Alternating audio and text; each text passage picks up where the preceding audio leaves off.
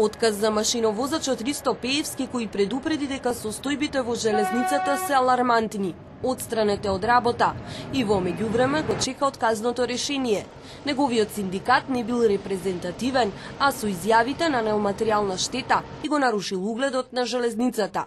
Но и без ова, МЖ е во незавидна позиција. За само 10 дена се соочи со 3 железнички несреќи.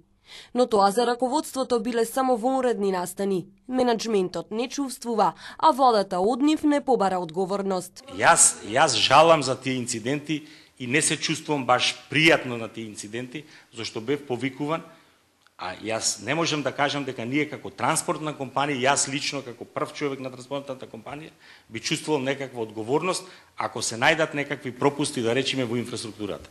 Возовите доцнат се расипуваат на пола пат, состојбите внатре застрашувачки. Ладни и дотраени вагони, стари повеќе од 40 години, се уште сообраќаат.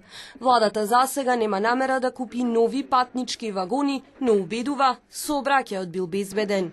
Синдикалецот кој предупреди дека ситуацијата е алармантна, експресно е отстранет од работа, но изостана експресна реакција во утврдувањето на одговорноста за несреќите. Владата и по неколку недели откако вагоните полни со патници излета од пругите, се уште ги чека извештаите за несреќите, за да каже ќе побара ли одговорност од раководството.